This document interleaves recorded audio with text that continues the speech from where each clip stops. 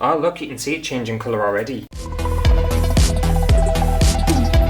Hello everyone and welcome back to my channel. And today I fancy doing a little bit of printing. I feel like I haven't done any printing in a long time. And I have a feeling I touched upon this in a video, I want to say a couple of years ago, but I never really got like deep into it. Oh, my voice disappeared there. Where did it go? I felt it go back inside us. Ew. Sorry about that. Don't know what's going on. But it's this thing, Cyanotype printing. I think it's Cyanotype? Yeah? No. So it's this stuff here, and if I think I'm right, this is basically like sun printing. You're printing with the sun or UV rays and stuff like that. I think that's what this is all about. If it's not, then I have no idea what I've bought. Right, let's get this opened.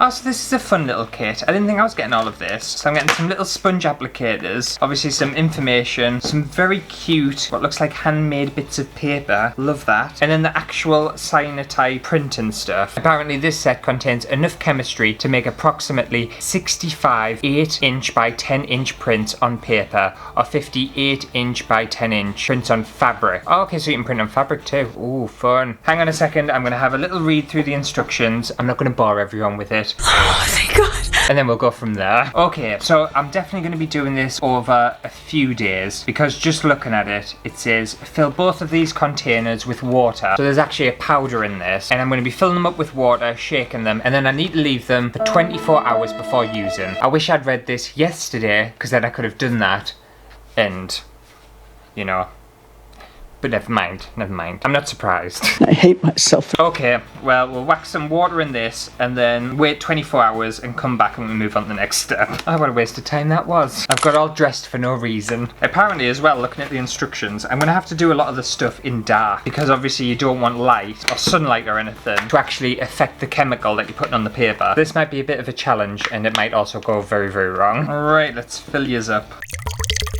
Right, and just give these a good mix.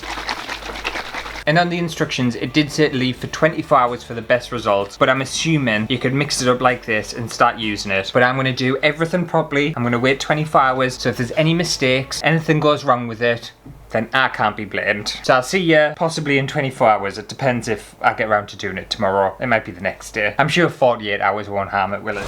Okay, so it's the next day. I've got both solutions that I'm pretty sure should be ready by now. And I feel like this next part, I'm going to have to be super quick with it. So I'm not going to talk and do it at the same time. I'm going to explain what I'm going to do and then just do it. So basically what I'm doing is I'm going to be mixing equal parts of these two. And that's going to create the Cyanotype sensitizer.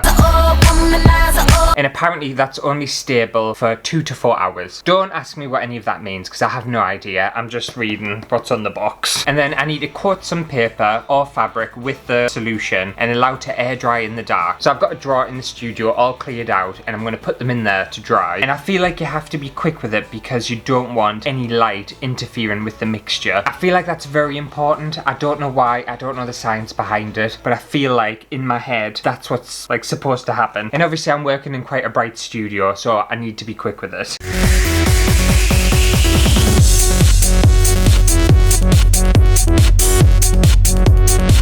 Okay, so I've done about 8 sheets of paper, which I think will be fine for this. It's just like a little experiment. And also I ran out of space in my actual drawer. I feel like for something like this, you need like a dedicated dark room. I feel like light is really important with this printing technique, obviously. One thing I was surprised about is the solution's yellow. I was expecting it to be blue, and I don't know whether it dries blue or not. Look, this is a picture, this is an example. I was expecting it to be like a very dark blue. So I'm a little bit concerned that I've done something wrong, even though I feel like I've done everything right. So what's my next step after this? So I'm going to wait for them to dry and then we can start printing with UV light and we'll have a mess around with that and see what we can do. And then there's a couple more steps I need to do as well. This is a lot of effort to do some printing, mind. I think the last time the paper that I did with it was already kind of like painted and stuff. But I don't know, I'm expecting some good results. If I don't get any good results from this, mind, I'm going to be well pissed off. I don't mind putting effort in, but the effort better pay off. Okay, since it's a lovely day, I'm actually going to be using the sunlight for this. The rare opportunity we have sun, but I'm just going to be doing it on my windowsill because it's a bit windy outside and I don't want the prints to blow away. Right, I've locked these little prints in a bag just so they don't get exposed to the sun. Quickly put that out, and then for this one, I want to use a light bulb placed on top like that. And we're going to leave these for half an hour, and apparently it's best to overexpose them rather than underexpose them. Another one there. Oh look, you can see it changing colour already. And I'm just going to add some flowers like that. Another one there, and I'm just going to add some macrame hoops, just in like a weird pattern, just to see what happens. Another one here, and I'm just going to stick a bit of a doily on. And this is the fun thing about it, you can be super experimental, and I think some things are going to work really well, other things are going to be absolutely shocking.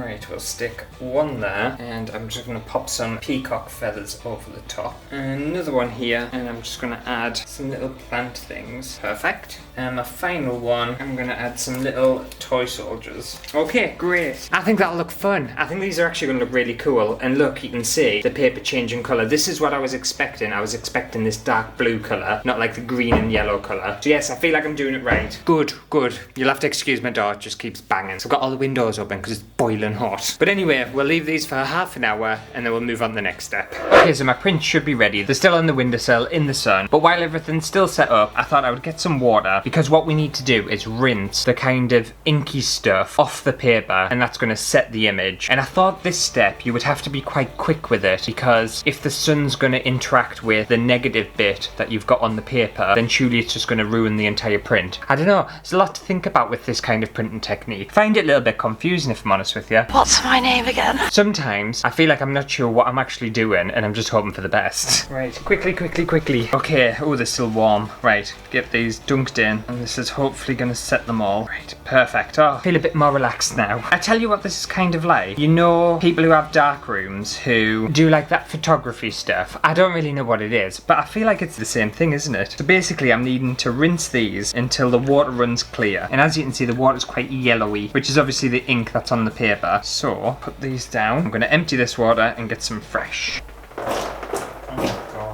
I don't know whether my microphone picked that up, but I spilt the majority of that old water all over my studio floor. But I'm going to clean that up later, I can't be arsed at the minute. Right, second round of dunking. You can definitely see though, like look at that, they've already completely changed. Like look at the feather one. Obviously it's going to change more than this. They look very abstract at the minute. I hope they change more than this, they're supposed to. I can still tell there's still a lot of ink coming off it, so get some more fresh water and do it again. Don't spill it this time. Right, third round. I think this should be the last round, to be fair. Okay, I think I'm pretty happy with that. What does it say? Process prints in a tray of cool water. Wash for at least 5 minutes. Alright. Okay, I feel like I've done that. I feel like they're thoroughly washed. So then we're going to allow it to dry. Over about 24 hours, the print will oxidize to its final deep blue colour. To instantly oxidize the print to its final colour, submerge in a dilute bath of hydrogen peroxide after washing them, then rinse and dry. I don't have hydrogen peroxide, so we're going to have to do it the old-fashioned way, which is fine. So I'm going to take these out, let them dry for 24 hours. Hopefully they'll fully oxidize, and then we can finally see what these prints are going to look like. This is 3 days worth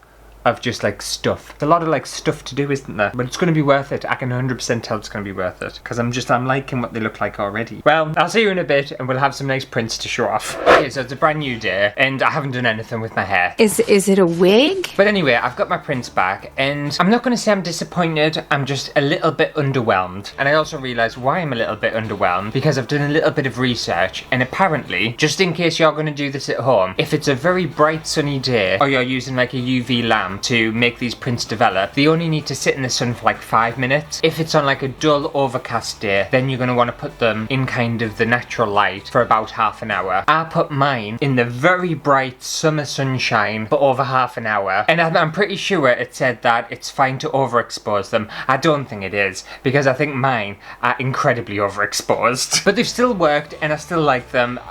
They could have been a million times better, but I'll show you them. Some of them I might have to explain what they are, because you won't be able to tell. So I've got this one, and I think that looks lovely. I don't even know which one this one is. What is it? I think this one might be the plastic flowers that I put on. But yeah, it's just incredibly subtle. This one's even more subtle. Can you tell what that was supposed to be? That's the light bulb. Where? But this is what I'm talking about. I've completely overexposed them. I should have only had this in for about, to be fair, I don't even think 5 minutes. I think I should have only had them in the sun for about 2 minutes. And I would have got way better results. This one is the kind of fluffy plants and the little orange kind of seeded plants that I had. You can tell because they're obviously the very dark concentrated bits. And all the like stem detail, it just hasn't picked it up. It's overdeveloped. I'm sure we can tell what this one is. This is my little army men. I think this one's quite cute actually. They almost look like, I don't know, some sort of like ghosts or some sort of ethereal kind of thing, doesn't it? This one's my doily one, and you can kind of see there the doily imprint, but again, very overexposed. I actually really like this one. This one's my feathers, and you can totally see a lot more of the kind of feathering detail along the tops there. Could have been a million times better, but still not too bad. And then the little rings, which has worked very well. And I think it's got a lot of depth to that one too. So yes, it did work. I just wish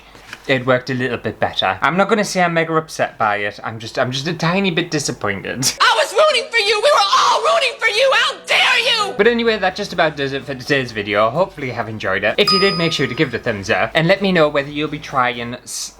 I don't even know how to pronounce it. Is it cyanotype? Cyanotype printing? It doesn't sound nice in my mouth. Cyanotype. But if you'll be trying this kind of printing process, although it seems quite difficult and confusing, I think when you get your head around it, it's actually not too bad. You would definitely benefit from having like a dark room. It's just unfortunately I don't live alone in this house, so I'll put some stuff in a dark room and someone will open the door. I know what they're like. Arsehole. Which is why I'm looking forward to getting my own place eventually. And I think because mine have been, I don't know, not as good as they could be, I potentially might try and do this a second time at some point. Because I've seen some really cool things online that you can do. But for a little tester and a little introduction, I don't think I've done too bad. But anyway, I'll see you next week for a brand new video. It's very interesting how it all works. I kind of want to know how it works and the science behind it. But also I'm not. I don't know, I don't want to. I think if I kind of started to learn about it, I would get a bit bored. I don't know. It seems interesting in concept, but I think when you actually learn about it, I'd be bored shitless. I did enjoy science in school and stuff, but I don't know whether I'd enjoy it that much now.